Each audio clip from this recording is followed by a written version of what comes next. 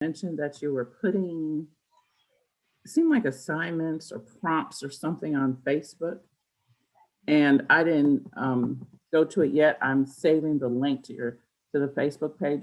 What I have, all I put down here was Tuesday tips. Is that what's on Facebook? Are you talking about the subject lines and writing prompts?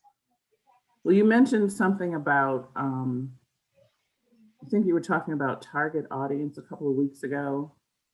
And there was something on Facebook that we were supposed to go look at. But I'm not in your boot camp or any of the other groups. So they might be doing something. I don't remember. I'm gonna see if I can go to it and remember. Yeah, because I post so many things that I forget. Yeah, if you can find it, then I can know more what you're talking about. Last week or the week before, actually last week I launched, it was email subject lines with writing prompts. So for people who have an email list and don't know what to send them or how to like plan that out, that's what that was last week. Oh, okay. But I don't remember for target. So, yeah, it wasn't last week. It must have been before that, but let me go to it. Here it is, Kingdom Blogger. Look at your pink hair. That's a filter from Snapchat. I've thought about doing it for reels, but it's a lot of maintenance and it's very expensive to keep your hair that color when your hair's naturally this color. So that's so funny. I'll just stick with Snapchat. Let me see. I'm scrolling through. I'm not.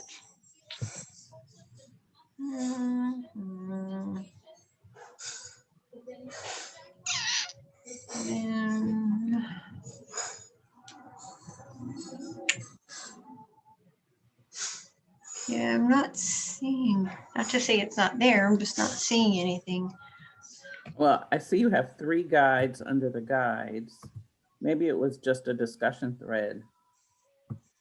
Yeah, the guides is just some videos. It used to be called units. Now they're called guides. I don't know why. Oh, okay. Those are just older videos that I've shared. Mm-hmm.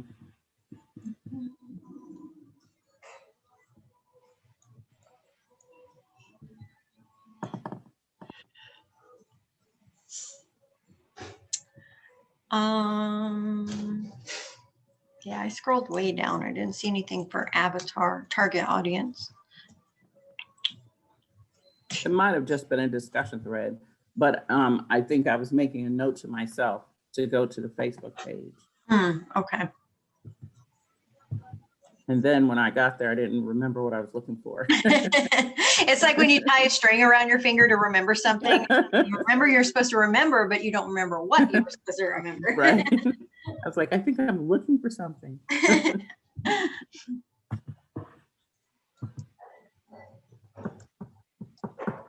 So next week, I'll be sending out, well, sharing the link. So the boot camp's going to open for enrollment. It'll actually start the first week of May. So anybody who had been planning to jump in, so there'll be this one, and then there'll be one more probably in August. I don't do any during fourth quarter. So I think starting this one in May, it'll be May and June. I take July off. And then the next one will be August, September. So that will be the last one for the year. Just for anyone who's planning to take it, so they kind of know when it'll open up. So enrollment starts next week. Next week. Yeah, next week in the Facebook group and in the email, I will send out like, hey, it's open. I'm still updating stuff, like changing, before each one I have to go in and change the dates and everything and update some of the content. So I'll get all that done. And then Monday, I will announce that it's officially open. Okay. And so you enroll, but we don't actually start until the first week of May. So that gives me time, because there's a lot I have to do. I have to get all the emails in order, because there's 8 emails that go out for the 8 weeks. And then the Facebook group and making sure everyone's on the email list. So there's a lot of stuff I have to do. And that's why I do the enrollment 3 weeks prior to class starting. Okay. Okay. So, hey, Kadabra, how are you? I'm doing okay. How are you? Good. Your hair looks nice. That color fits you. Oh, thank you. Yeah, I got tired of the highlights because they had to bleach it because my hair is naturally dark. You can't see it in here, but it actually has like a purple red. I can see it. That's Yeah, what I out in like. the sun, it's really cool. Yeah. I can just imagine it with summer coming up. That's gonna rock. The only problem with this is when I had the highlights, I could go longer between, because Coloring. I have gray hair seriously bad, y'all. Like I've had gray hair since my 20s. And so I get that look, salt and pepper. I just got this done. So I have about 3 weeks. So where is it? They're starting to pop They're up. starting to pop out. But the highlights with the blonde and stuff, you couldn't see them as bad. But now with it super dark, you see it coming through. And I'm like, okay, I'm gonna put everything up in a ponytail and kind of cover. But I like dark hair better. So Looks good on you. Yeah, it does. So I had a question about Pinterest. I've been trying to start my Pinterest just because I know Pinterest takes so long to catch, like Google SEO now. And I was trying to claim my website, but I don't think I'm doing it right because it's just not happening. I don't know what I'm doing wrong. So what method are you using? How are you validating? So they have 3 options on there. And I don't even remember what I did, to be honest. But I just know that whatever I did didn't work. So which one do you suggest I use? There's the adding the HTML tag, or downloading it, or adding the TXT record, which I don't even know what that is. So the HTML tag is the easier one, because for that one, wherever you put your Google Analytics tracking code, whether it's in like a header and footer plugin, or if your theme has that settings in the customizer. So wherever you put that, the Google Analytics code, you'll put that Pinterest code in the same place. Can I just share my screen? Yep. Hold on. Security share screen. Okay, go ahead.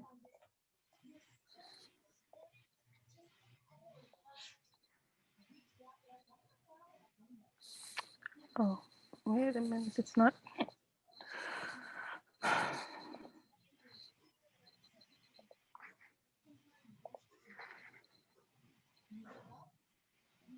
I'm trying to find the window that I want to share. There we go. So I go to claim. Yeah, so that first one, This copy one. that.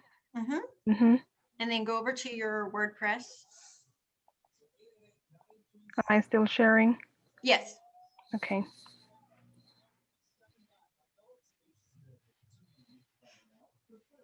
And then. So you have the refine theme. So go to your customize, down one, nope, right under appearance. It says appearance. Customize.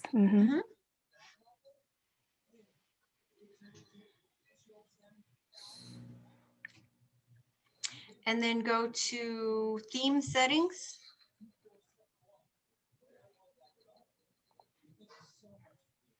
Header, footer, scripts.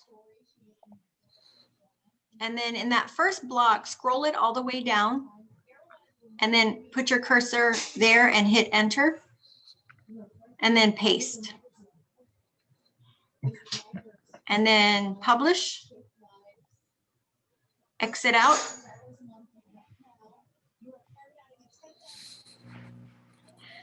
And then go back to the Pinterest thing. Continue. And then enter your website. Verify. There you go. That's it. Yeah, so now you want to apply for Rich Pen. So open a new window or tab, yeah, and type a Rich Pen Validator. I like to use Google, but Yahoo keeps popping up. Rich Pen Validator. And then click on that one. Now go to, where's the, oh, there we go. So in that block, you have to enter not your home page, but a blog post that has a pin in it. I don't have that yet. That's why I wanted to get this up. Do you have any images? Yes, I do have one that I could. Well, As not long as there's an image in it, that's all it needs. like a Pinterest size image. It doesn't even have to be. Any image on your site can be pinned. Okay, here's one. So copy that URL. No, the URL, the blog post address. Yeah.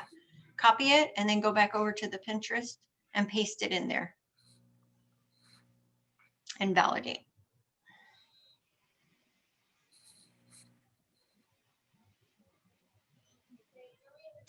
So now it's done. And so within the hour, you should see your pins should look like when you pin something on Pinterest from your website, Mm-hmm. it will be a rich pin. So Oh, okay. yeah, I'm gonna unshare you so I can explain the difference. Okay. Let me share my screen.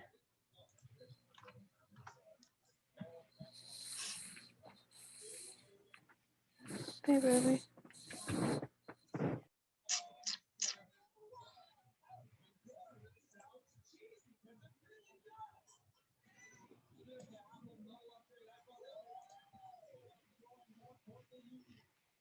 And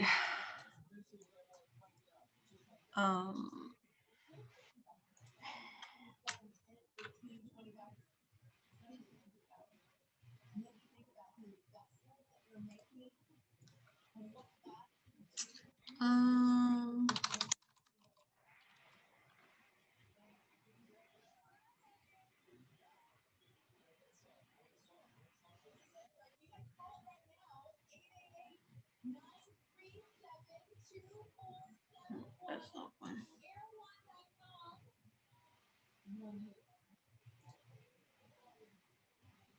No, that's not one. Most people have rich pins now, so it may take me a minute to find one.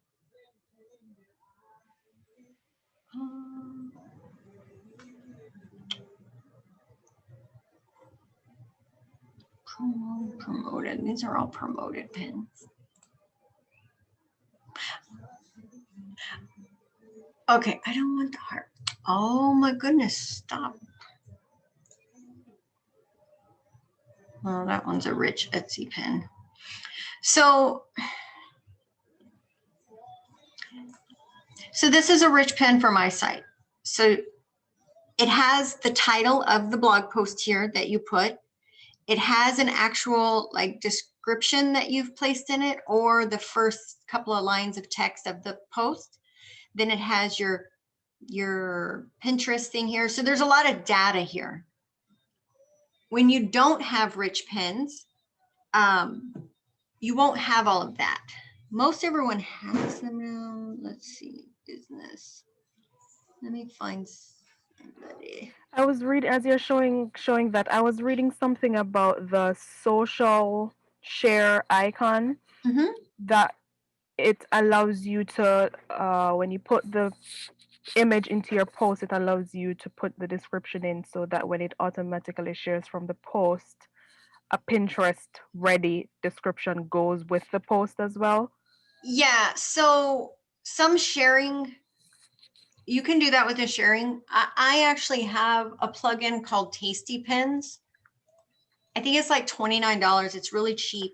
And so with mine, and there's a reason I choose that over just using the one that you can do with the sharing button, because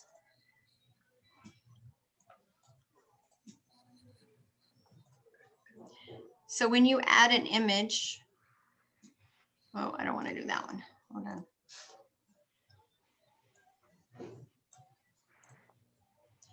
So when you have Tasty Pins, it gives you these extra, the Pinterest title, Pinterest text. So you can have it where the pin, when it pins, it says exactly what you want it to say, the exact text here. Without that, whatever you put in the alt text is what the third party sharing will draw for the Pinterest description. But your alt text should be a description of the image, not the title of the post, right? And so without Tasty Pins, you just have title, caption, description, which is fine. This description is not what Pinterest pulls. This is what Google pulls. If your URL for Pinterest gets indexed in Google, it uses this. And so now I have Grow by Mediavine for my sharing buttons. So I can put it here. I don't. But what I like about Tasty Pins is if you add other images to the post, so like I have my image up here, I can disable the pinning. So have you ever gone to pin something from someone's blog post and there's like a million pictures for you to choose from? Yeah. That's not good, because whatever image they choose, when they pin it to Pinterest, it either dies or the algorithm for Pinterest will pick it up. In order for the algorithm for Pinterest to pick it up, it has to be optimized. It has to have a good title. It has to have a good description, right? Those keywords and stuff for Pinterest. And so if you have like 20 images that they can just pick whichever one they want, they'll pick the dumbest one. I've had people save my face before because my about image would show up. And so I finally figured out how to make that one not pinnable. And so if you add other images into the post, you want to make sure that what they pin is only the one that's going to be fruitful if it's pinned on Pinterest. So like here. And Tasty Pin allows you to choose the one that you want to be pinned. Correct. So see that top image, that this is my pinnable image, but when they hit the pin it button, that image right here does not show up for them. It's not an option because I have it disabled. So Grow by Mediavine does not allow you to. No, because when you add images into the post, it's the social sharing. So you tell it which one you want it to share, but Pinterest API can still pull the other images. Oh, okay. So for this image, if I put it here, then if they choose that image, it'll put whatever I put here. But nothing's to stop them from choosing this one. Like you can't disable it because that's in your media library. You didn't add it into this section, right? Okay. So yes, you can put it here. And if they choose that image, this information will show up. But if you have other images in the post, they'll also have those options as well. And for whatever reason, people will choose the wrong one. Okay. So that's why, again, Tasty Pins is one of the only like hosting. I always say get good hosting. Tasty Pins is really the only product I ever recommend, like saying you should really use this one. And only because it's so cheap, but it enables you to disable all the other images in your post and make sure the only one available for them to pin is the one that you've optimized. And you can choose more than one within an image, because let's say you have a wall art and you wanted like each wall art to be pinnable to interest, you could choose multiple ones or just one with Tasty Pins. You could, but I wouldn't recommend that. I would only put one image in the post that's pinnable. Okay.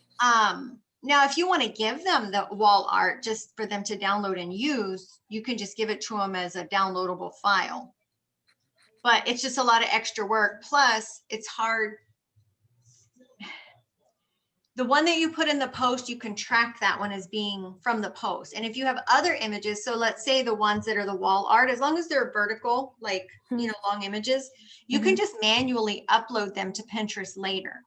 Okay. The day you publish the post, pin the one that's in the post, and then next month go in and upload manually the other picture and link it to that post. So now you have another image leading to that post. Okay. Like I have like if it's a post that's what does the Bible say about something? So that's what the pin in the post will say. Well, if it's a what does the Bible say, chances are there's a bunch of verses in that post. So I can make another pin that's Bible verses for whatever. And that's what that image will say. So the first one, I pin it to my Bible study board. But then later I go in and manually upload the Bible verses pin and save it to my Bible verses board. And then you just maximize your reach because now it's searchable under different words. Okay. People are looking for things. Yeah. Okay. Makes sense. Yeah. Pinterest is crazy. It's a headache. It's a headache. That's why I've spent as minimal time there as possible. I really don't add new images for the posts anymore. I publish the post and that day I pin it and then I'm done. Like I used to use Tailwind and schedule out a bunch of pins to different boards. I don't do that anymore. Just because Pinterest just keeps changing their algorithm and everything. And it's impossible to keep up with like how to make it work for you. I think they're trying to maybe make it like Google where you have to interact with it a lot and it's just too labor intensive. Yeah, I don't know what they're trying to do. They're trying to compete with other platforms for different, like when they did the communities and then those got out of hand. It's like, can you, even as a user, not even as a blogger, but like when I use Pinterest for myself, I hate it. Like I can't even find what I'm looking for anymore because they keep changing how everything looks. I know people who pay for Pinterest ads and they know what they're doing. They've lost traffic even from stuff they paid, like their paid stuff. Like it's just, it's a money pit. That's my opinion. Another thing I've noticed just from the last few days of trying to, because I haven't paid attention to it for over a year. But I noticed that when I go on, like you used to be able to see like keywords pop up when you type in a search term. Those keywords no longer pop up for bloggers, or well, for me they didn't. And I thought this is I've seen that different. too. Yeah. They've just changed a lot of stuff. And that's again another reason I just don't really do a lot of training on Pinterest, because the amount of time you invest in Pinterest beyond just putting a good pin in your post, the more time you spend over on Pinterest, how much you actually get back from that is Not worth becoming it. less and less. Yeah. Like I used to make a whole bunch of new images for older posts, schedule them out in Tailwind, do all that. And it quit bringing anything because they kept changing. Right. And so I canceled my Tailwind. I'm like, I'm not going to spend that money if I'm not at least earning that amount of money back from traffic to my site or whatever. Yeah. But even when you have it working well, you reach a point where it doesn't go any higher. You're still putting the same amount of effort into it, but you're not getting any more from it. And so that's why, again, I mean, SEO is a better investment of time because it will continue to grow and grow and grow and grow, even if you stop feeding it. Like once you put that stuff out there with SEO, I could go on vacation for a month and come back and I'm going to have more traffic than when I left, even though I didn't touch the blog at all. Right. And to me, I'm lazy. So that's the better way to go. I got more time to be spending out in my garden than I do trying to keep up with the latest and greatest, you know? So. Oh yeah, I get that. Sandy asked a question. I broke my dominant wrist 2 days ago, so I can only type with one hand, one finger. Is there a way to dictate on a desktop and convert to text? I think there is, you know what? Let me, hold on. I'm going to ask it in my other group because I know a couple of them do it. Hold on one second. Where's my, I think Microsoft, are you talking about like Microsoft? I think Microsoft has a text to speech feature nowadays. Mhm. is it in Microsoft? So in like Word? Yeah, my husband uses it. Yeah, I know there's a couple of apps. So Sandy, you wouldn't necessarily, I mean, you could do it on your phone. I know, OneNote, what is it called? One of my girls, she uses it, Erin, and it dictates it, but then once it dictates, because it's easier to talk to your phone than it is to talk to your big computer. But then you open it up on your computer and it's all there. And then you just go in and edit words that didn't quite translate properly. Talk to text. Google Docs has it. Yeah, it says Google Docs has it too. Okay. So you'll have to use your one finger to Google that. And then, yeah, there's a lot of talk to text apps now. So pretty much anything you use should have that ability. But then of course you do have to go back in because sometimes the words don't dictate exactly what you said. So you just Yeah, gotta edit. like autocorrect sometimes embarrasses you if you don't catch. Yeah. Yes. So you do talk to text is what you type in. Yeah, just talk to text and then it'll give you a bunch of options for whatever platform you're using. Oh, yeah.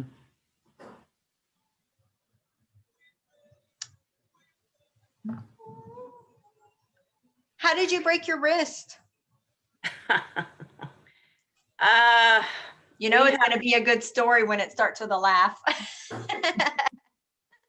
Well, what I tell people is I was trying to dance with the chickens. We have 30 chickens and we call them in late in the afternoon so we can let some other birds out. We can't let them all out together. They fight. And they're so friendly and they're so used to me having some wonderful thing that they're all around my feet. And one of them was between my feet. And so I tried to sidestep and she went right where I tried to sidestep. Oh my gosh. And down I went. It could have been a whole lot worse. I landed next to a cement block. Oh my I gosh. could have knocked my teeth out. I had a sore neck. I mean, my whole right side is real sore, but Oh my praise gosh. the Lord, it's only a broken wrist, that's Yes. heal and it'll teach me. I read something the other day that I think it was Watson said, a sick bed teaches more than a sermon. Most. Yeah, I'm surprised I haven't broken anything with mine. I don't have chickens, but I have two very needy dogs, and one of them is 100 pounds and he's attached to me.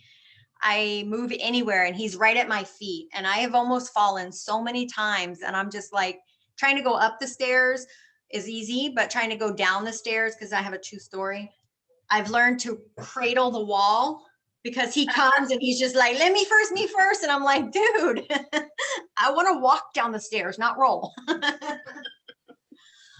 Well, we're glad you're okay. And it was nothing too serious.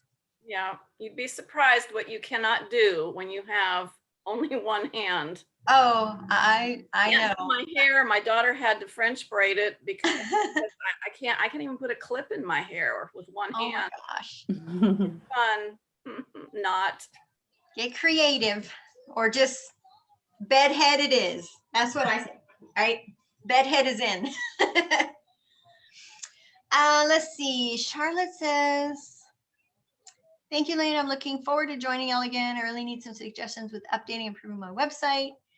Improving organic traffic for just a weed. Ooh, let's take a look.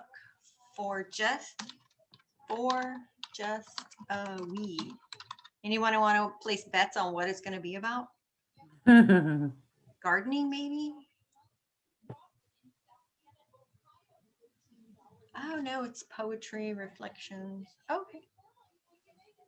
I will take a look and give you some feedback later. I don't think, is she still here? No, she left. Okay. I'll get back with her later. Okay. So, I put a question in the chat about coloring pages. oh, I did just wondered Okay. what software is everyone using to get the outlined images? Oh, that's easy. That is my jam right there. Hold on. I am like a coloring page ninja. I remember you said. Yes, I love making coloring pages. So Canva is what I make them in. Mhm. And so if you have Canva Pro, super easy. Get off of here. Create a design, custom. I'm just gonna open up a I blank. just knew you were gonna say InDesign or Photoshop. Oh no, that's too technical for me and too expensive. I'm cheap. Mhm. Yeah, so in Canva, you can start there. So if you're paying for Canva Pro, which I definitely recommend because it has a lot of benefits for you to make a lot of extra stuff that you can't do in the free version. Mhm. So you go over here into elements and whatever you're looking for, you can do flowers, flower illustration, and you just scroll through. So these ones that are obviously white, they're clear. These ones you can duplicate. Now these, you can't overlay them. You can't stack them because they're see-through, Mhm. but you can still make pretty things.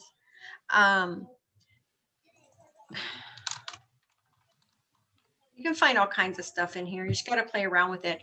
But what I like to do is sign up for so Design Bundles is the best because they got millions. I mean, probably not millions, but I'm a little dramatic. Free stuff.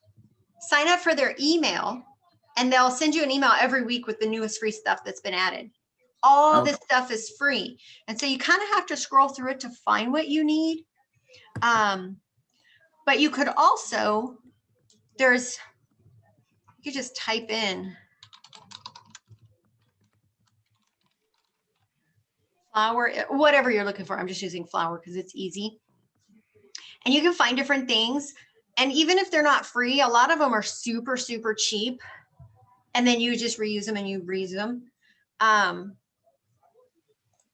The best time to shop on Design Bundles is like later in the year, like around Black Friday, and they have this really nice sale where hundreds of items go down to $1. No, they do that several times. They just did one at the end of March. It's the dollar sale. Yes. And that's every another month. reason to sign up for their email because they'll let you know about it. And it's like all these things are $1, but then they'll have a bundle that you get everything and it ends up being cheaper than if you bought each one for $1. And so you can get colored images as well as, where am I going? There we go. So these are all ones that I've made with just the free elements. And there's no restriction for like using it for pay or not for pay? If you are on Canva Pro, you can use anything in their library for commercial use. If you're on the free version of Canva, you cannot. Which is another reason if you're planning to sell stuff, Canva Pro is a better way to go. Design Bundles, all of their free designs come with commercial use license. And the license is saved to your account, so you don't have to like save the license to your computer. Everything they provide to you has the commercial use license. So, you know, there's vines, leaves, flowers, and then you just add different things, right? Also with Canva Pro, if you're like wanting to do,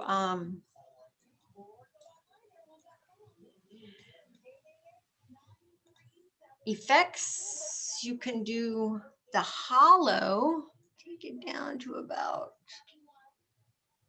15. You can make your fonts colorable, any font that you have. And so if you have a really like a cursive font that you like, That one's not a good one. Crappy. My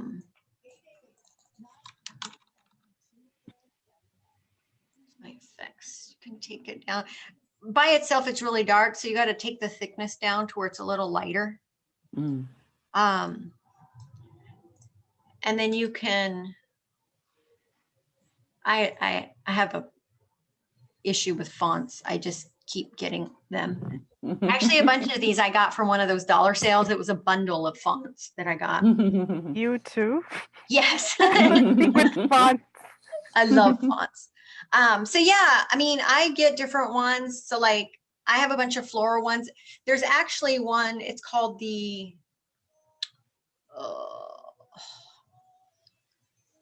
let me find it. Do you think Plus is worth it? If you're going to use it, I do, just because I use it for so many different things. I'm on the, wow, they changed how this looks. Where's my plus? Plus. There we go. So I'm on the $8 plan, but then they'll add new stuff to it. But I use it for a lot of things. So I actually, like, I have 28 credits that I haven't used, so I probably should cancel it for now until I use all of those. But yeah, so there's some really cool premium stuff that you can get for free with a Plus. I mean, it's not free, but it's the Plus credits. Like you can get stuff like this. Other things that you can find in here just to, let me get out of that. Hold on.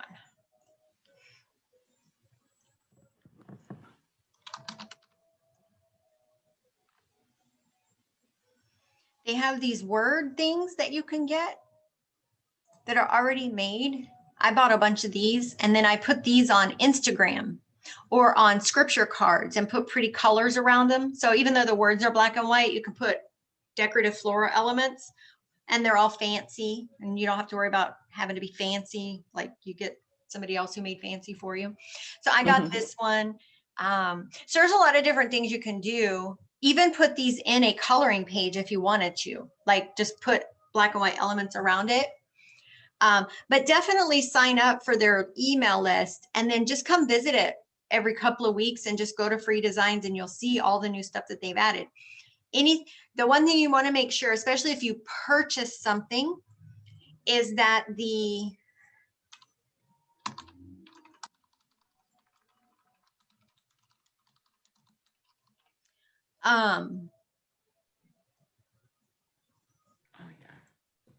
this one's a cute little doodles. So especially if you're going to buy it, if it's free, it doesn't matter. But I mean, it matters, but you don't want to spend money on something you can't use. In order to use it in Canva, it has to be available in either PNG or JPEG. Most anything that's advertised as an SVG also comes with PNG files for it. But if it's only EPS or AI, you can't use those in Canva. Those are for like Adobe Illustrator and all those other fancy softwares. So just something to keep in mind if you're going to buy anything, to make sure that it comes in PNG or JPEG. These are actually really cute. I may have to get this one. That's They are cute. yeah, I mean, these are just some different ones that I've made. I mean, some with crosses. This is a floral elements bundle that I bought that has been like the best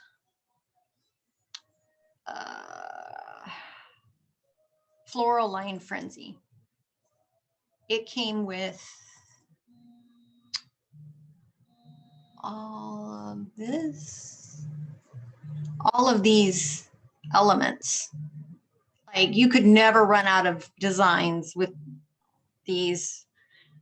And then it also has some already like made, like frames and stuff that you can use. I've used them for like this, My Names of God. What's it called?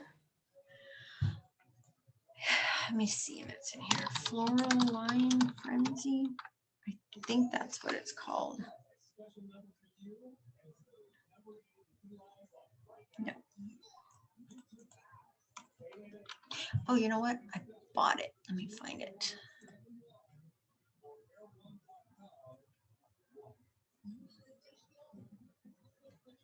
This is in Canva or is this in Design This is Bundle? design bundles. See, I even bought like some little kid ones. The word digital stamp, when you do a search in design bundles, will bring up some cute little kitty things. But yeah, in Canva, you just search in the elements block here. Okay. Hold on. Where is my?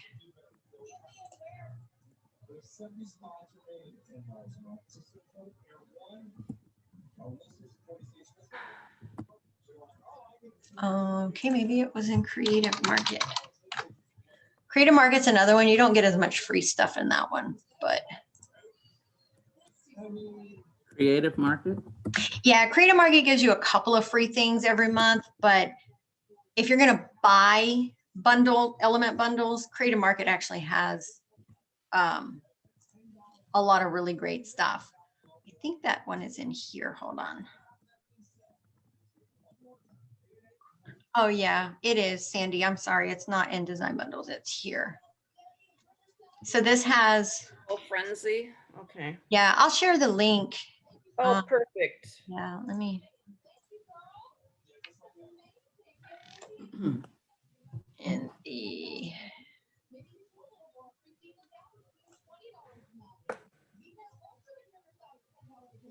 Oh my goodness, this thing is so slow today.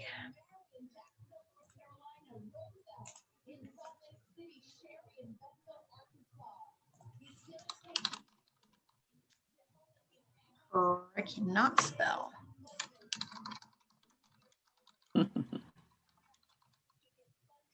Okay.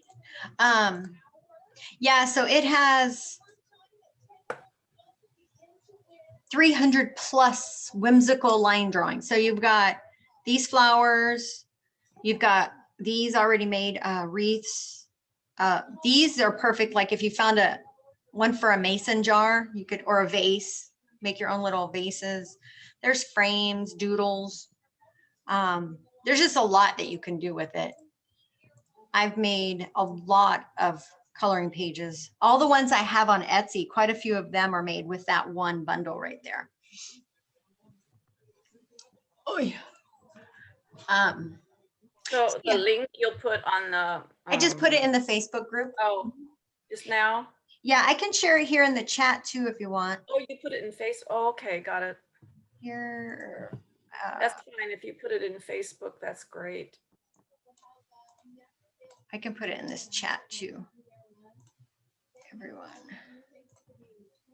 Okay. Yeah, so it's there in the Facebook group. Thank you. So yeah, but again, in here, I mean, you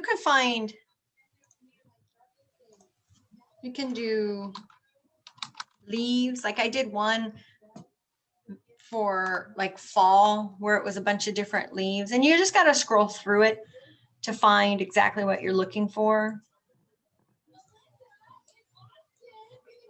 And if they're super, super dark, like sometimes you'll get some that are normal, some are really dark, you can just use the transparency and kind of lighten it up a bit so it's not as bold.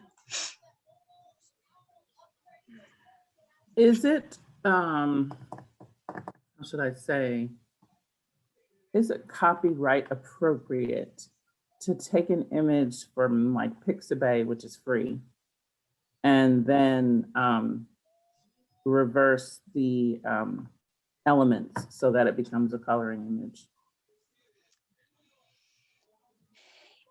You'll have to read Pixabay's usage. It's really weird. I've taken some, not from Pixabay, I have Adobe stock, which I pay for, but as long as so if you're going to use it, again, read their specific copyright because it'll say the usage, right? But there's elements that I've purchased. As long as you add something to it and make it different from the version that you purchased, then you can resell it for the most part. Again, you need to read their specific fine line, right? So like if I downloaded like I have, I don't know. Okay, this is it. So these lions I actually got from Adobe stock. I think Adobe stock is good. it's expensive though. It was an Mm. accident, but so this is it. I actually am going to try to build one of these myself with finding a lion head and then putting the flowers around it myself. But this one I got, and this is actually on Etsy. I sell this on Etsy. I could not just sell it with the picture of the lion on it, but because I added to the picture, now it's mine.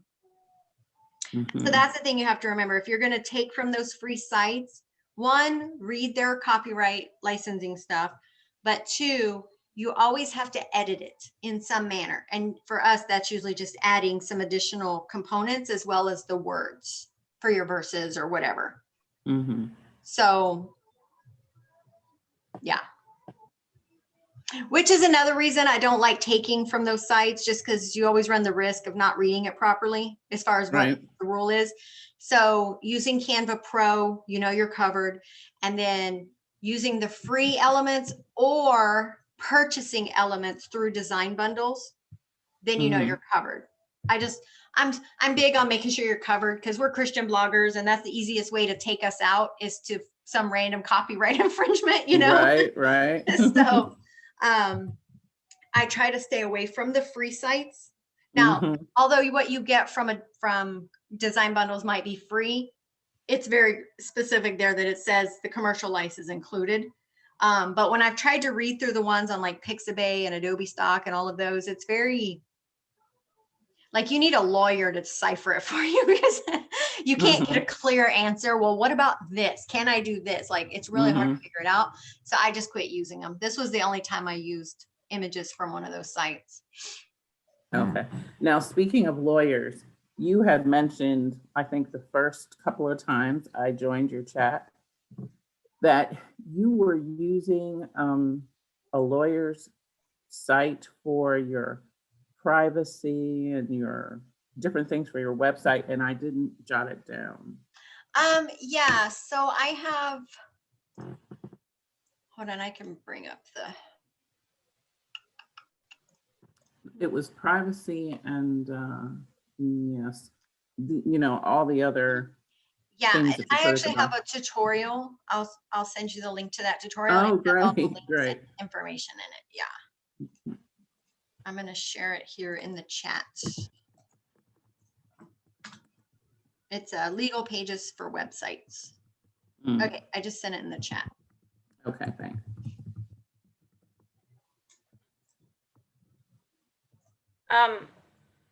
Leanne, you have boot camp coming up. How does a person, when you're in a in a last group sometime in the past, how do you jump in periodically on the Zoom calls to just hear what's going on?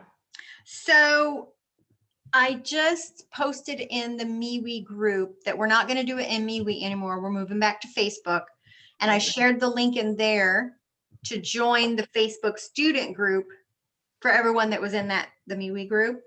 And so make sure you join that.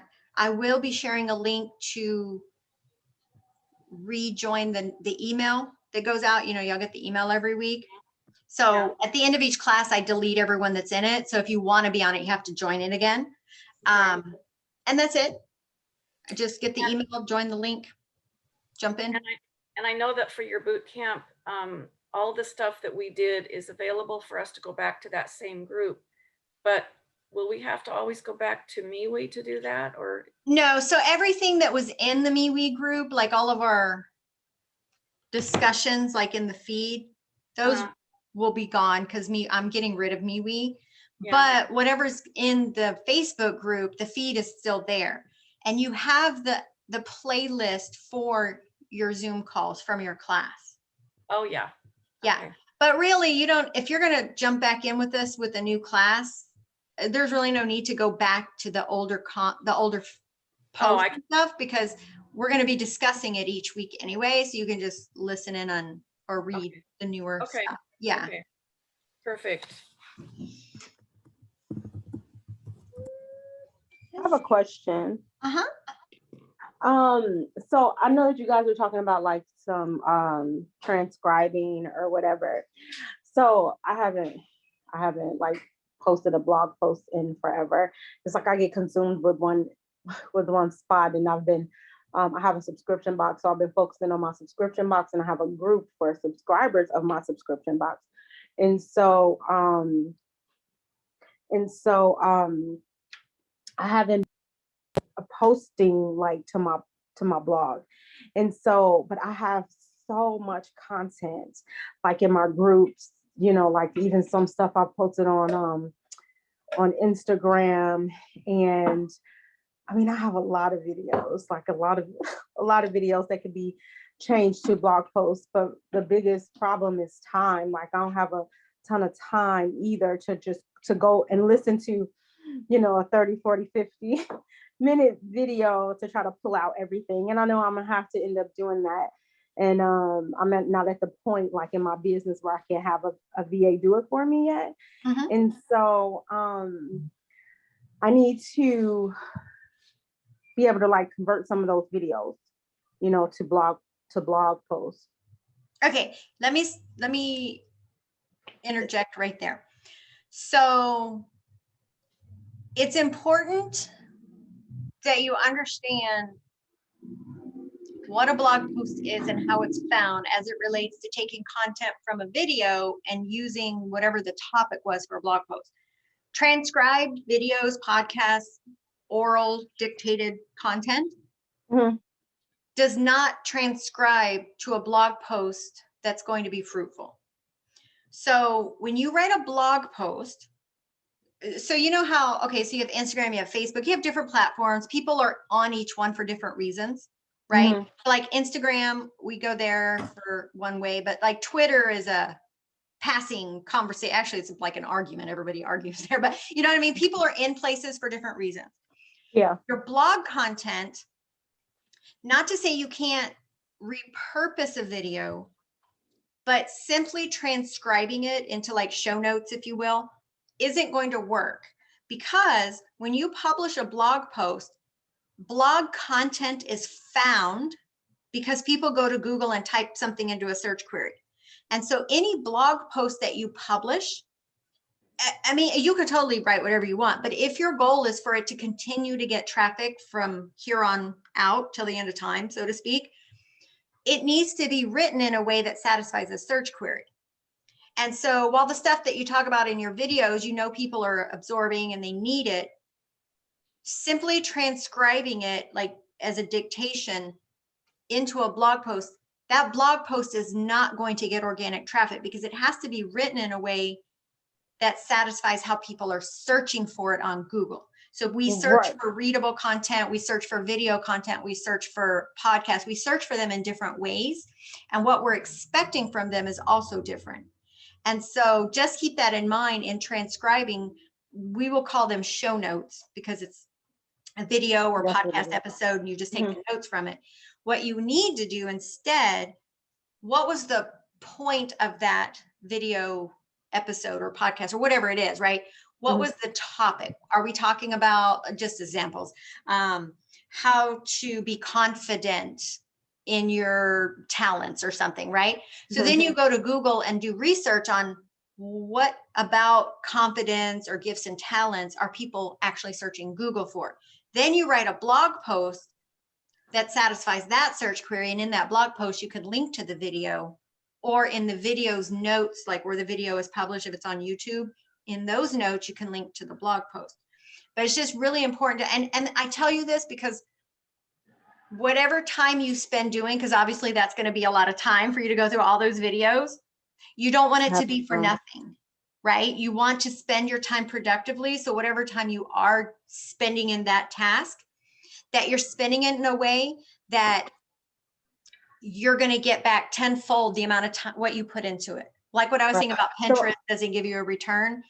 It's important to understand the difference of video, blog content, audio contents. They're all searched for differently, and what people need from them are different. So right. So now I wouldn't just transcribe it and then like post it as a blog post just with all the words, but like I guess just having all the words so I can pull from it. I guess but I know what you're saying, because my blog posts that I have, like they're posted they have to be written in a certain way. Like I have a whole like kind of series type deal on Proverbs 31. And so I want to turn those into blog posts. It's the same content. It's just different audiences. And so I would need to change it. Pretty much what you're saying. I would need to change it to a blog post kind of format and not just like word for word and like. But the it's notes. still like, even if you're saying like it's Proverbs 31, well, there's a lot of things we find in Proverbs 31. No. You No, know, I'm saying I have them all, like they're all specific, like it's a specific series. I don't even remember that. I did them so long ago. And I'm like, all of this stuff is here, like it's just sitting, you know, I feel like it's just sitting. Because it all could be repurposed. And so it's like all of the topics are there. I wish I could click out and go to them, but all of the it's specific topics that my audience would need. Just I wish I could think about it off the top of my head. But yeah, I see what you're saying. No, it's not just broad like Proverbs 31. It's a whole like series on different like raising our kids as being a Proverbs 31 mother, how we raise our kids and teach our kids to pray, and all. It's all mom stuff. But it's broke up in different videos. okay. How many do you have an email list? Yes. How many people are on it? 100. Okay. I was thinking of other ways to repurpose it, but you need a bigger list for that to work. I know. I gotta work. Well, on and that. that's part of it too. Your list will grow when you're publishing the right blog posts, that the people who need what you're offering are able to find it. That's Right. how you grow your list, is through the blog content. Of course, if you have a Facebook group, you know, you can get them on your email list. But honestly, what I found, when you have both an email list and a Facebook group, It's not. Yeah. like in mine, I quit asking my blogging tips like y'all here in my Facebook group to join my email list, because what I found is when I share the emails, when I send the emails out, but I share the same thing in the Facebook group, people click on it in the Facebook group and never even open Yeah. the email. So, Yeah. so with that, like, I'm like, okay, I'm going to share it to both, wherever you're at. Cool.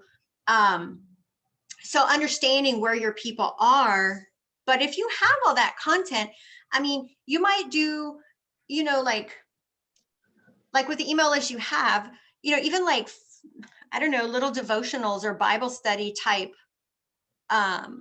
segments where each week or whatever you send one of those videos.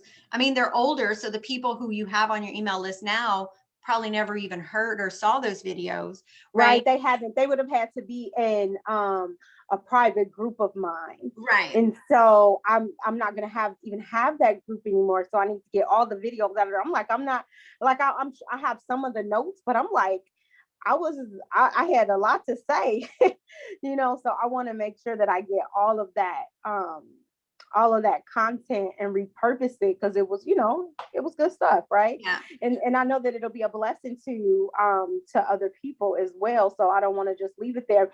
And then the videos, I don't necessarily want to share the videos because I feel like they're so old. And so people who know me now, like my hair is completely different. My hair was like this long, you know, so now my afro is going to be like way out here. It's just, you know, a different color. I don't know. And I don't know how much. How were that they matters to recorded? people. Were they recorded via Facebook, or they're recorded elsewhere and uploaded to Facebook? Yeah, they were recorded.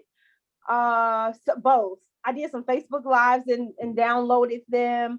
Some of them I did not even save. Some of them are just on Facebook. Like I didn't save on my phone from like the live videos and stuff like that. So some of them are literally just there and I can't really do anything to them. I could like screen record them or something like that. But you yeah, could so also, like you were saying, you don't want people, because you look different or whatever.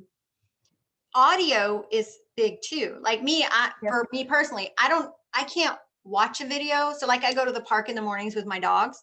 That's why I love podcasts, because I can get my nourishment without having to watch or read, because I got to watch my dogs, right? So repurposing, so some of that, do a screen record, but just do an audio record of them so you don't lose what you said. They just don't have to see your face, and then you can just share a link to the audio recordings for them to hear whatever message you were sharing that day. Okay, that's a good idea too. Yeah, nothing is ever like, never lose anything or throw anything in the trash, so to speak. Always figure out a different way to repurpose it. Like you're saying, if you don't want them to see you because you look different or whatever the reason. And some of them, and some of them were like 5 a.m, prayer, like we were doing a challenge, and I would pray, and then I would give some tidbits and stuff, and I wasn't even ready for the day. So I'm like, I'm not throwing that video on the email list, but the content was really good. Yeah, that's what I would suggest. Turn some of them into just audio files. Record, like play it, but record audio while it's playing, so you have a new version of it that you can then use. What was this? Was there an app? I heard you all talking about it, but I was kind of doing two different things. The transcription one, there's a bunch. Just type in Google type to text. Okay. And there's all different ones. For audio, you can just record it either on your computer. Loom is a video recording. I think you can do audio on that. Same with Zoom. All my recording, my videos, but if I just wanted to do audio, I just put a screensaver instead of me, like my face right now. I just put a screensaver, and then you can send that link. And even though it's a video, there's nothing for them to see, but then they just, know what? That's a good idea. I could do that on YouTube. Because I'm like, what am I going to put on my YouTube page? It's just so random. Oh, I can do that on YouTube too. Okay. Yeah, lots of ideas. I mean, you just got to kind of pick through each thing and figure out the best way to re-deliver it. Right. Okay. Thank you. All right. What else do we got? Really? That's it? Y'all haven't seen me in 2 weeks and that's all you have? I have a question about Mediavine Grow. I noticed that there are some of the capabilities are held back, like you have to pay for the pro if you want your images to automatically have that pinnable. I'm not familiar with the free version. I've had the paid one from the beginning. Yeah, but I want to say it was like $49 or something. It was actually very inexpensive. I don't promote that just because, a lot of people just use the free ones, but Mediavine, I use Mediavine I have ads, and it was created by their company. And so it's optimized for speed. And so that's why I just decided to go ahead and pay for it. So I can't give you insight into the free versus paid because I've always had the paid version. When you bought that, did you have to like install it or? Yeah, when you purchase it, it just walks you through the steps to create your profile and then install it on your site, and then it's good to go. Okay, all right. Leanne, how lucrative, profitable, efficient is Etsy for your coloring pages? Well, I'm averaging about $150 a month from the six coloring pages I have uploaded to Etsy. Oh, just 6. Wow. Yeah, let me see if I can go to it freaked me out too. I was like, because all of mine are now showing up on page 1, which is crazy. I played around with the keywords and stuff, because Etsy's a search engine. It's a product search engine. So you have to play around with that. But what is wrong with my screen? Oh, weird. Yeah, I just typed in Etsy and Kingdom Bloggers was there. Maybe because I had already visited, I didn't know if it. Yeah, I am getting daily sales because mine are all on page 1. You can see mine are all the blue ones. Let me go to my profile.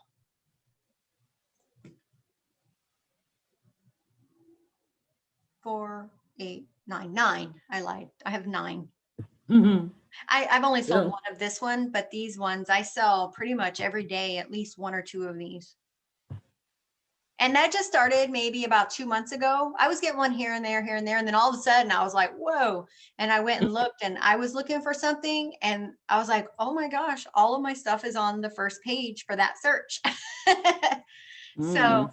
So yeah, I mean, it can be, because this has nothing to do with your blog. Like, you can generate traffic from your blog to it once your Mhm. blog starts getting traffic, but Etsy itself is a search engine.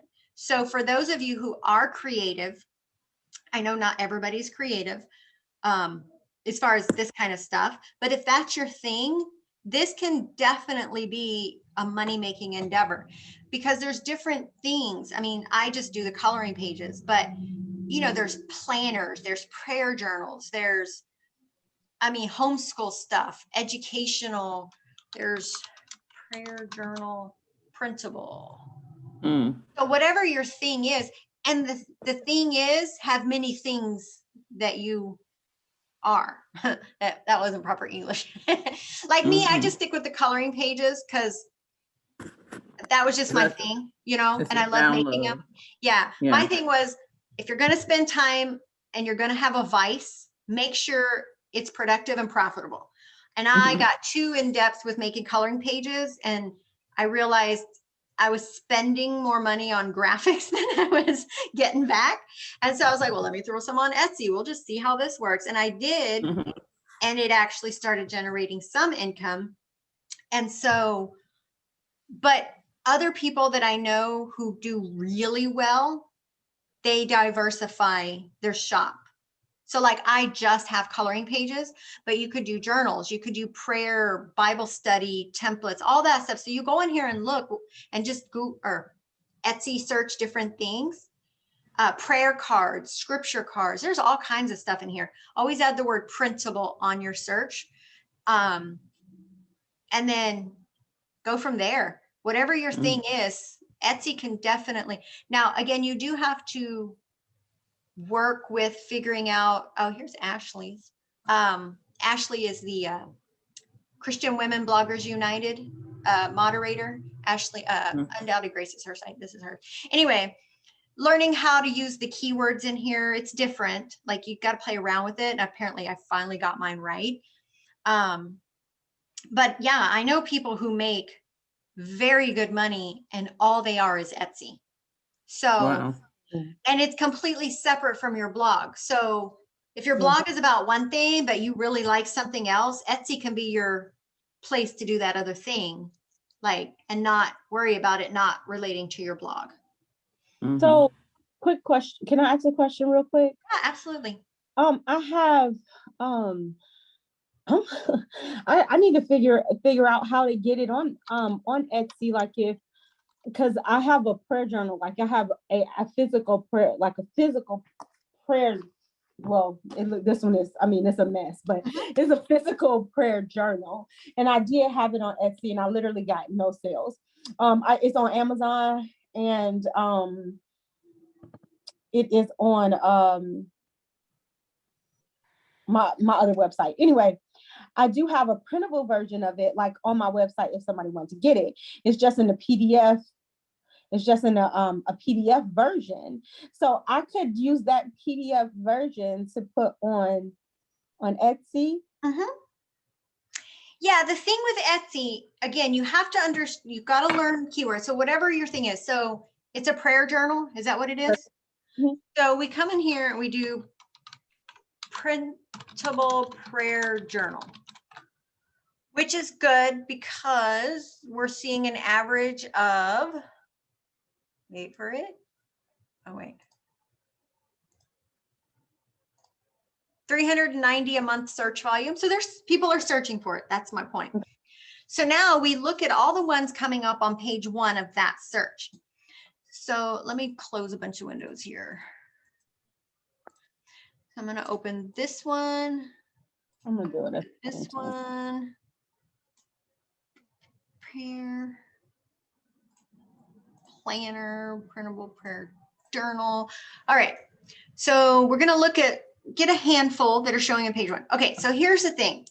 when you create your listing, see Mhm. how these titles, it doesn't just say printable prayer journal. It's got a bunch of keywords. That one just says printable prayer journal, soap prayer journal. It's like, why are they saying it twice? These are keyword places, getting a bunch of keywords in there. So you take a look at the ones that you're seeing that are on page 1 searches right now. Mhm. Look at the general consensus of how they're doing their title for the listing, right?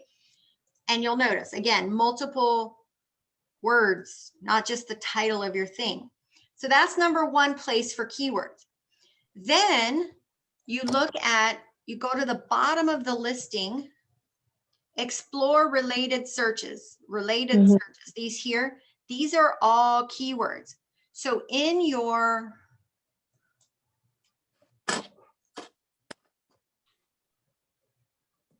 open, I don't have my profile. How's my store? There we go.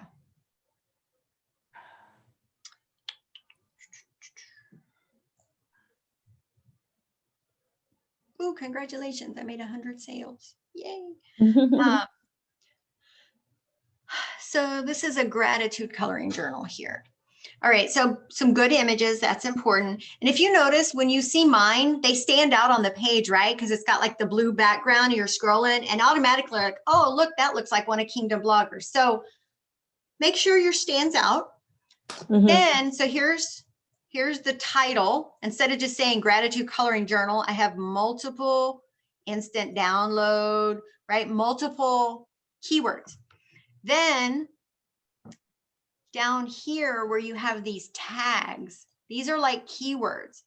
So PDF, instant download, coloring, gratitude, that's what you're getting from some of these things on here. So printable journal, prayer journal, printable prayer, gratitude journal, prayer lit. So those should be your tags, right? Okay. And so that's how you research to figure out how to oh, I just had a sale. I get a little ching on my phone every time I make a sale on Etsy. How funny. So this is, again, like SEO is important in Etsy. So if you've ever had stuff here before and it never sold, it's because it never made it to the first page. So Yeah. these are the little tweaks that you use to help improve the SEO searchability for that. And how long does it take to like for? It just depends. Some things quicker than others, depending on how many people have that kind of stuff. Mhm. There's not really, I think my stuff was about 6-7 months. And then all of a sudden everything was on page 1. Do you think that it makes sense to have like one page of each thing? Like if I have repeatable pages, so I do have I do have some scripture memorization pages. I do have some Bible study pages, and so some of them are just repeated, and they do have area where you can color or whatever. Is it best to like just have one page of each of those instead of having like the whole PDF, like 200 and some pages? Yeah, For them to- 200's a lot. I would break it down. But what I would do, go in and look at what's there now, because that's what you're competing with. So get an average of what, does it seem like more people have 10 pages? Does it seem like more people, you know what I'm saying? Like get an Mhm. idea of generally how people are selling them, and also the pricing, because Right. that's what you're competing with. 200, that's a lot of printer ink. So maybe breaking it down into smaller chunks. So if it's a 200-page journal, can you turn that into 5 smaller journals? I can tell. I mean, it can You know? be like this is mine. I don't know if you can. I can't see me, so I can't see what you can see.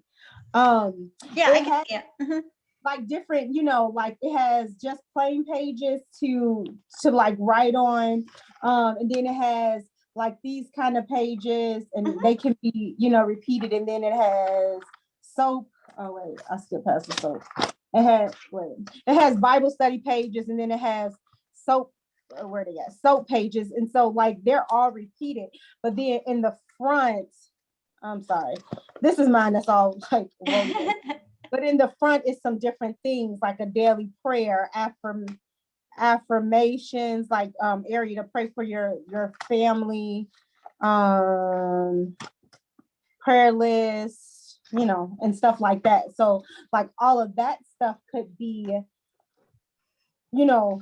like a couple of pages, like the daily, like it's like a commitment page, and then a grow prayer method and stuff like that. So all of that could be like the beginning of it, Mhm. and then like the welcome. So I could do it like I could set it up like this, right? Like I could do like the contents this, and then all that other stuff, and then when I get to the back where I'm starting to have some of, you know, the repeated pages, maybe have a couple pages, because you can kind of tell how Mhm. I have, and these are just plain pages.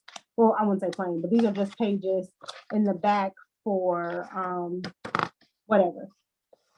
Yeah, so like those that are just journaling pages, you would just include one because they're going to Okay. print them, right? So Right. anything that you have duplicated, just put one of them in it and then just say this is meant for you to print for multiple use or whatever. And there's some coloring pages in between, like some of the sections. You probably couldn't see it, but there's some coloring pages in between the sections that I could like add to. Do you I mean, like you just kind of gave me this idea, so I'm sorry, I just like bust out like, oh my gosh, like sitting right here, and I just need, you know, I would love to put it on there, but I have the actual physical journal on there. Like it ain't even, I probably couldn't even ever find it myself if I was looking for it. That's probably how much. I will tell you, so is yours in black and white? Is the whole thing? Or is it color? Everything is in black and white. So I will tell you that although we think black and white's better for printers, the ones that I've tested this, I had some things in black and white, and then I had one with very light colors that were subtle for printers. And then I had another one that was like, wow, that's going to drain my printer. The drain your printer one seemed to sell more. Yeah. So People I can like go pretty colors on Etsy. So like, see this green, even this. A lot of times they'll just take them and have them printed at a print shop, but these colors tend to draw more sales than a simple black and white. You mean like the planners and stuff like that? Mm-hmm. Like That's here's interesting. one, Kristen Garments of Splendor. Hers are really pretty. Right? Her stuff is Really, really pretty. Is Etsy strictly downloadable stuff? It's nothing. No, no, you physical? can buy shippable stuff too. Yeah, I bought a pot, a planter, but for me, I just sell digital stuff because it's easy. Yeah. But yeah, they sell stuff. How do they handle, do you have any idea how they handle shipping and all that kind of You stuff? set that up in your back end. So whatever state you're in, whatever the sales tax requirements and shipping and all that, you set all that up in your back end and it takes care of it. And Etsy's the one that you said takes care of the payment and all of that, so you don't have to do it yourself. Correct. Etsy is a marketplace. So if you are a state that has to deal with sales tax, you don't, because Etsy, being a marketplace, is the one that actually takes care of all that. That would relieve a lot of headaches. I chose to also sell mine through Gumroad simply so I can offer an affiliate program so other people can promote it and earn something, because most Christian bloggers won't get approved for Etsy's affiliate program. But so as a result, I do have to pay quarterly sales tax for any sales on Gumroad made to people who live in Texas. So like I just did my quarterly taxes. I had to pay like $1.74 or something. It wasn't a lot, but yeah, so if you don't want to deal with that, then using a marketplace like Etsy is definitely the way to go. I'll have to do my quarterly taxes. I just did mine, my federal and my state sales tax, federal taxes and sales taxes. And oh my goodness. Yeah. But that happens. So, but yeah, so just keeping that in mind, you might want to dress some of them up, because even though in my mind, I'm like, wow, that's a lot of printer ink. That's what people bought more of. They like pretty. So yeah, I have it like because I started it in color, and then when I put it on Amazon, or when I'm, was getting ready to put it on Amazon, it was more expensive with color. And I was like, oh, let me go back. And so I did it in black and white. And so I might actually have some that's still that's still in color.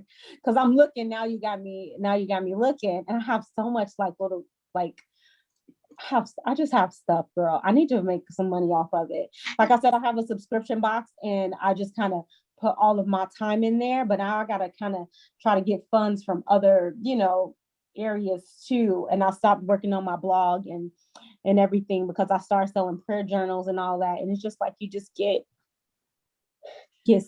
sidetracked. And I'm like, I okay, will guys. tell you, with the prayer journals, there's two ways. So you have the ones that they can print out at home. You might want to look into drop shipping. Ashley from Undoubted Grace, she's in my membership. She just started doing hers in a drop. So she still does the printable ones, but she also has hers where someone can buy it already bound, right? Because there are people who prefer that.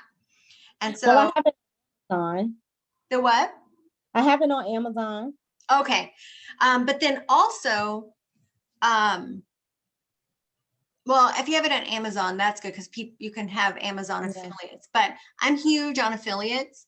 Mhm. So selling it on a platform, like I said, I use Gumroad, so that other bloggers can join your affiliate program. So my coloring pages on Etsy, I actually have them on Gumroad and my affiliates promote them from my Gumroad shop. And I have one affiliate, Alonda Tanner. She's like every week she makes at least 1 or 2 sales of my coloring pages. So that's an option too. So where you're not the only one doing all the work promoting them, other bloggers who blog, say in the prayer arena, Yeah.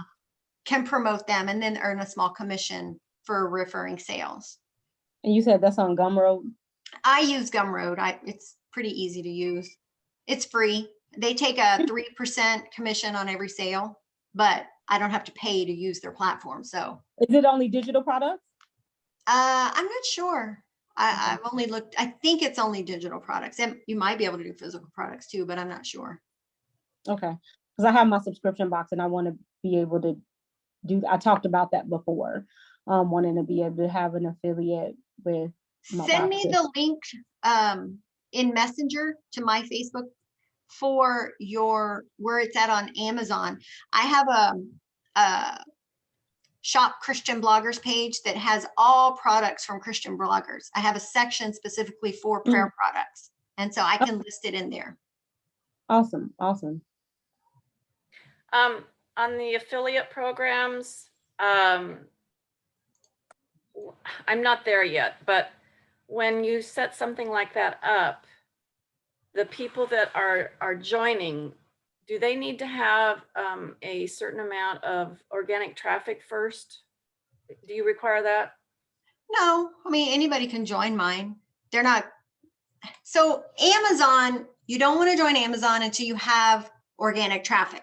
Because with Amazon, if you don't make 3 qualified sales in 180 days, they boot you, right? So that's why I say don't join Amazon. But other programs you can join. I mean, I have probably 30 affiliates and there's only 5 that actually refer sales.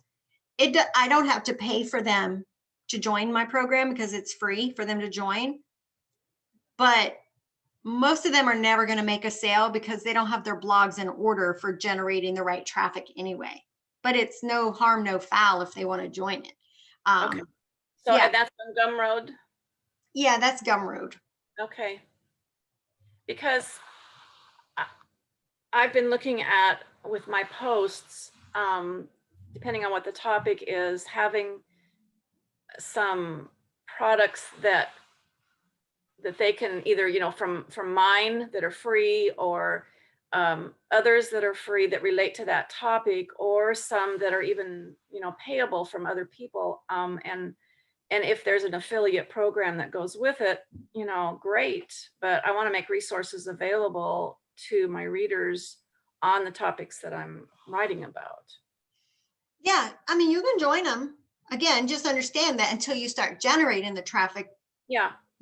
There's probably not going to be much happening in that, And that's why I tell everybody, honestly, I would not even worry about monetizing anything during the first year. Just focus on traffic, because the more time you spend trying to go find a product to put here, some resources, and then you get sidetracked and you're spending less time on the traffic. If you just do traffic for that first year, at the end of the year, reflect, what are my top posts? What's generating the most traffic? let's go plant the right seeds in those posts and then work from there. But if you're trying to monetize along the way, sometimes it can be a little distracting.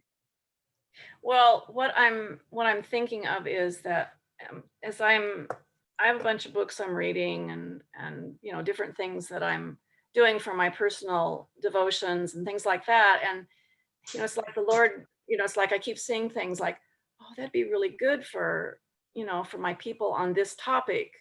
And so if I put that in there, since I've already come across it, I guess I could go back later and join the affiliate program. Once you see that post is getting actual traffic, then yeah, go and if you know there's a program out there. Yeah, okay.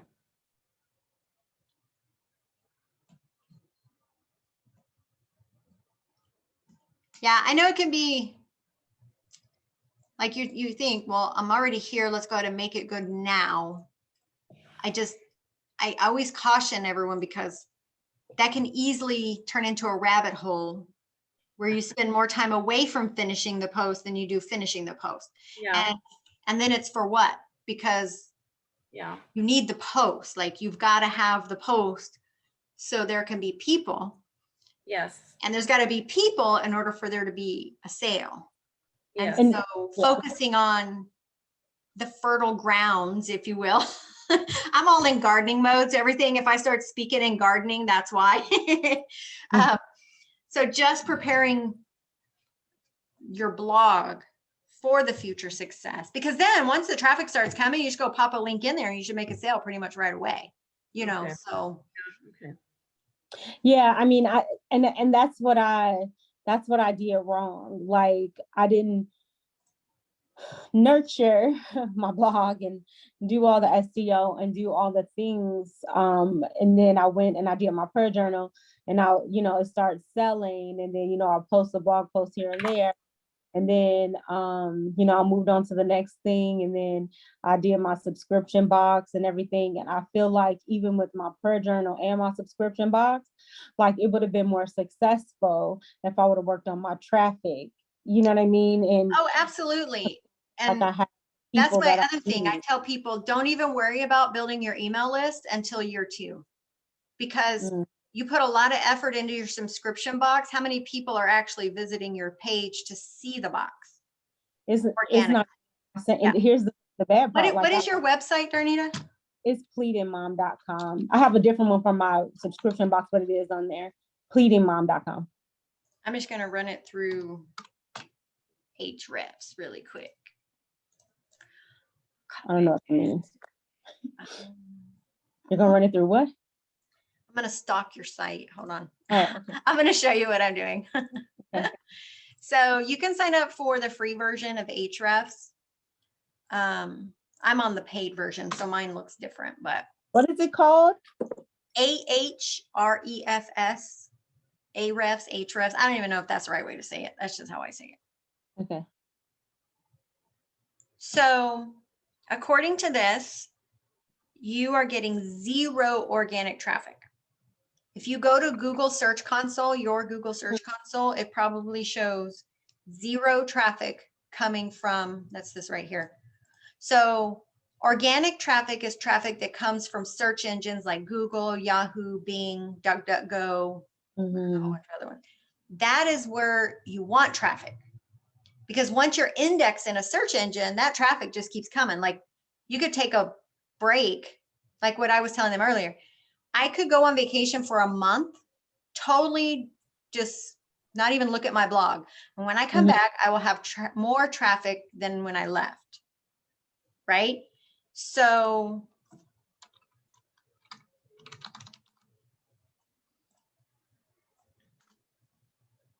here's my site right now. Oh my gosh, my DR went up. Yay me. So this is actually times about 3. I get about 90,000 visitors every single month. 89% of that comes from Google, right? And that's what you want, because then you can come in here and look at what your top traffic is, which right now you don't have that. Right.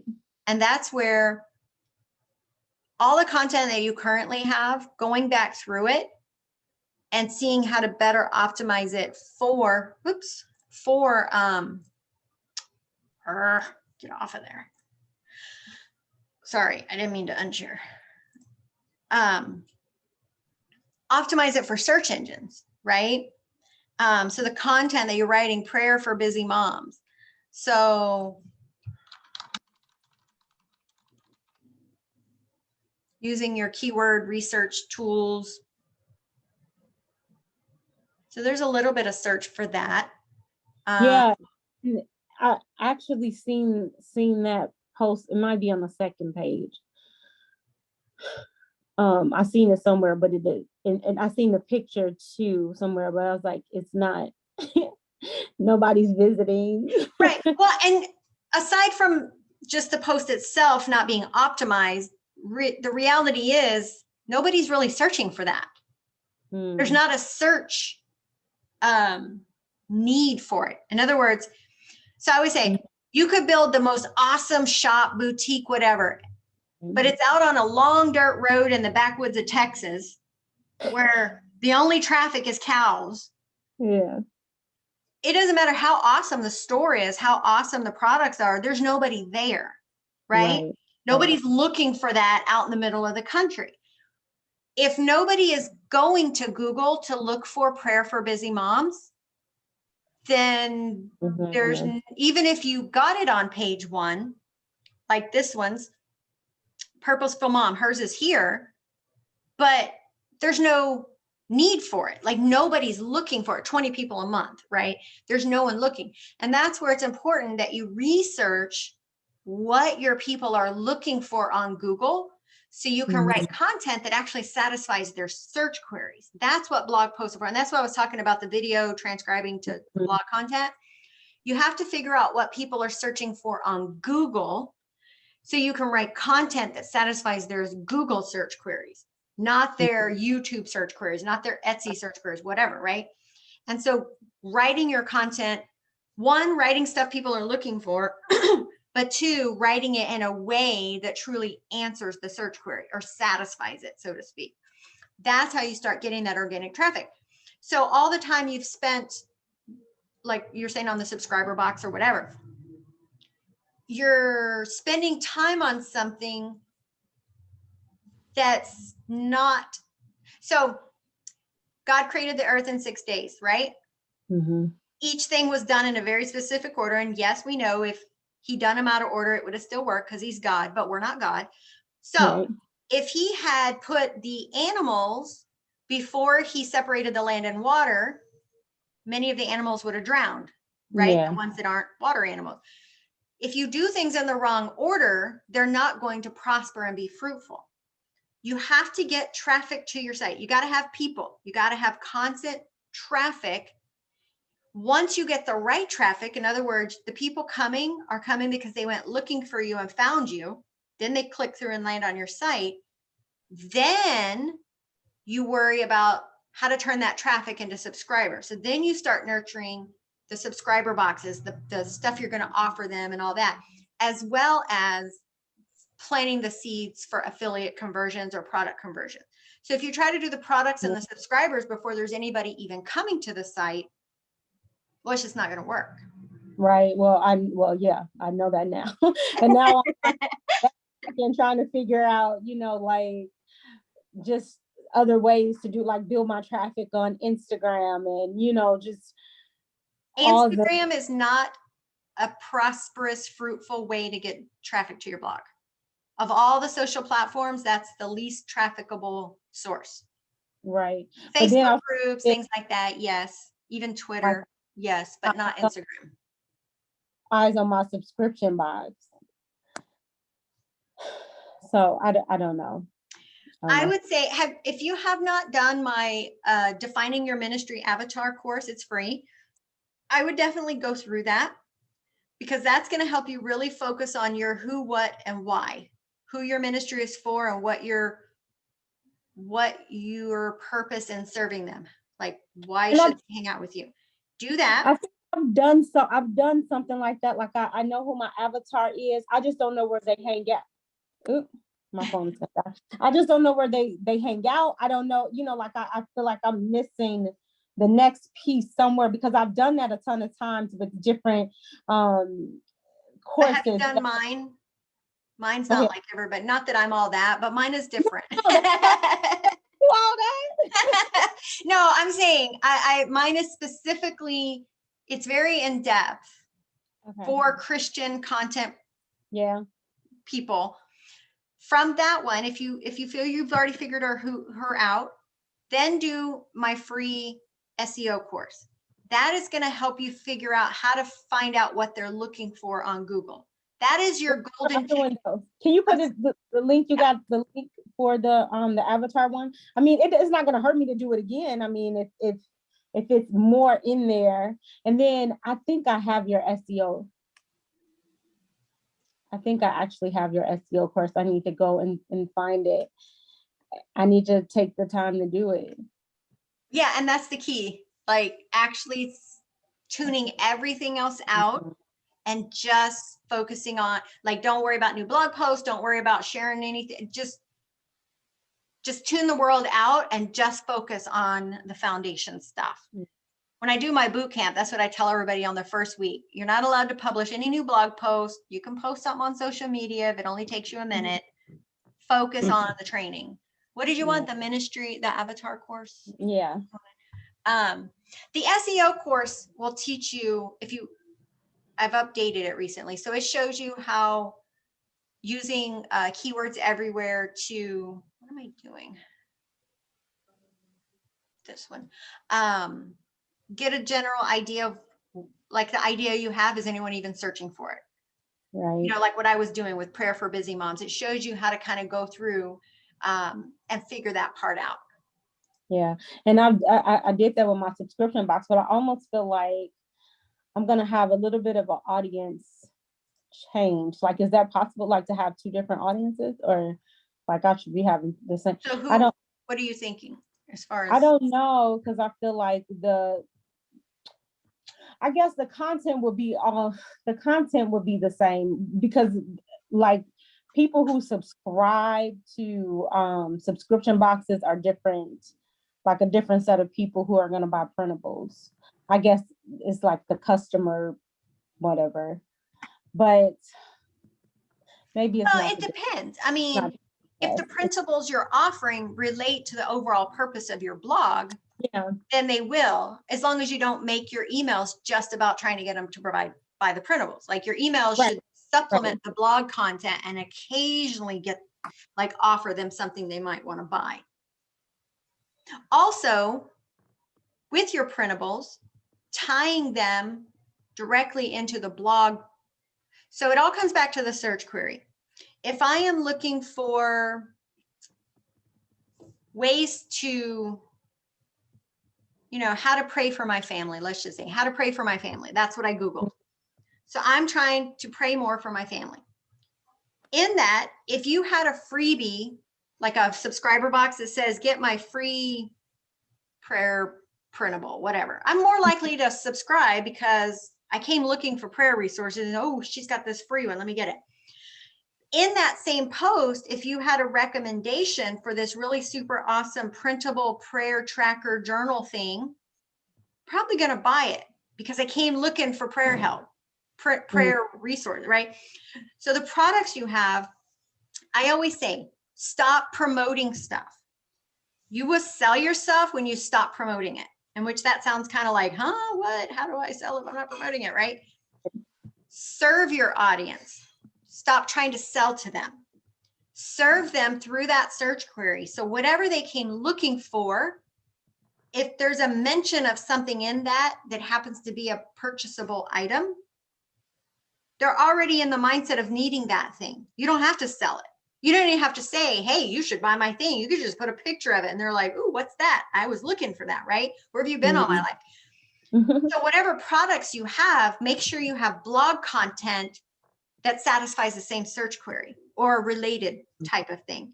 If you're throwing a prayer journal, printable prayer journal for them to buy in, say, a post about, I don't know, mustard seed faith, You don't. They're not really looking for prayer. Now they might be interested, but generally speaking, they were looking. Now, if you had a devotional on mustard seed faith in your shop, they're probably going to buy it because they were looking for mustard seed faith, right? And that's where the easiest way to sell your products is to stop trying to sell them. Go back to the basics, which is satisfying their search query of whatever they're looking for and tying a product to it. You don't have to sell or promote it. It just happens because that's what they were looking for. Got it. Like my coloring books, the few sales that I do make from my blog, most of my sales are made my affiliates, but then Etsy as a search engine. The ones in my blog post, if I do a blog post that would say, what does the Bible say about confidence? Or I am affirmations for women. That's actually 2 posts that I have on my site that get organic traffic. My I am coloring book is in there. I'm not saying, hey, you need to buy this. It's just, hey, here's this coloring book. And as a result, I make sales because it directly relates to what they were looking for. So I create products based on my blog posts, to the search query that my blog post answered. And so that's how you can increase the sales. It all comes back to answering the search query, and you do that by understanding and implementing SEO. Okay. And it's all free. I mean, $10 for the browser extension, it's $10. That's literally all it is to use 100,000 credits. And that's the only search tool we use for Kingdom bloggers. We don't use all those other fancy, expensive keyword research tools. That's the only one we use. And like I said, this last month for March, we close out the month with 95,000 users, sessions, like individual people visiting the site over the course of the month. 89% of that came from Google. As a result, my affiliate sales are up. My Amazon, I average about, and I'm not saying this to boast, I'm showing y'all comparison. My Amazon, which everyone's like, how do I make money with Amazon? I average about $150 to $200 a month from Amazon. That has nothing to do with me being a blogging blogger, because people think that too. Well, I promote blogging stuff. Well, y'all know if you follow me, I don't tell y'all to buy a bunch of stuff. Amazon has nothing to do with blogging. That's all devotionals and Bible study stuff that I recommend, but I don't recommend it. It's a casual mention in a post about whatever the topic was. As a result, people buy them.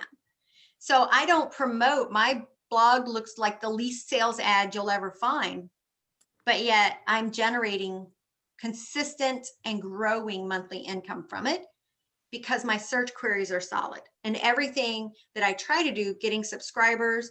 I had 400 subscribers in November. I have 1,900 as of this morning. I'm on year 3. I didn't start trying to build my email list until this year, because I go back and see why everybody's coming to my blog. And then I created opt-in opportunities based on those search queries. And as a result, people are signing up. So it all comes back to that foundation of satisfying the search query. And you do that through SEO. So if you're trying to figure out like where I should be, you know, you got the videos, you got all this stuff repurposing, I would say turn that off for now.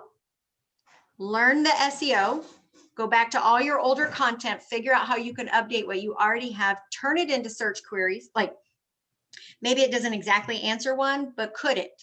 What does this relate to? Let me go find the search query that people are actually doing as it relates to what I wrote, and then reorganize it into something that's searchable. That is how you're going to start getting the right traffic to your blog, so you can sell those journals, so you can really get a good subscriber list of people who will buy the stuff. But then when it comes to those printables and all that, you need the content first. When they come because they were looking for it, they're more likely to buy it. Right. Got it. I know I say it all sounds easy. I mean, it really is, but it's here. It's a mindset shift of the way we've been doing things, or we think things should do. And what I always say, and I don't mean this in a nasty way, but it's like, how'd that work out for you? You wouldn't be here on my screen if it was working, right? But that whole teaching an old dog, new tricks kind of thing, it is a mindset shift to learn to serve, not sell. And just start serving your audience, and those sales will just start happening. Can I get an amen? No, I'm just kidding. Man, thank you. Thank you. So yeah, it's a mindset. and discipline to stay focused on it. And this is coming from someone who has ADD. Like, y'all are lucky I haven't got up to go chase a butterfly in my backyard. I'm not kidding. I have it really bad. So staying disciplined, know your goal, stay disciplined to only do what things work towards that goal. Avoid all the shiny, oh, look at that. It's very hard, but if in your first year, I say your first year from this day forward, right? First year, if you can do that, you'll have a little more smooth sailing. Like I'm in year 3 now, but my first year, I didn't get to go fishing and play in my garden. Like I was work, but I stayed focused on my goal. And now, like I said, I can take off. And when I come back, I have more traffic than when I left. Like, even if I don't publish anything new for this whole month, next month's traffic will be higher than this month. Like that's just how SEO works. And so you don't have to continually promote your blogs. I'm not active on social media. I share it on Facebook the day it publishes, and that's it. I don't get hardly any traffic from Facebook. Almost all my traffic comes from organic searches, which is ultimately what everyone should strive for, because that's what I call the lazy girl's guide to blogging. Set it and forget it, and then you have plenty of time to do other things, create great products, whatever other visions you have for building later. You'll have plenty of time to put all of your effort into those things. But it takes discipline, and that's not easy, especially for women, because we're just like, I'm just gonna do it this way because that's how I want to do it. Preaching from the choir here. That was me at one time, and I finally got a reality check that was not working. So, anything else? Any other? Those cute little memes that you put on your, your posts and Facebook. Mhm. What is tenor? Where does that come? I mean, how do you do that? Oh, it's a GIF. GIF. I don't know how you say it. In Facebook, if you're on Facebook,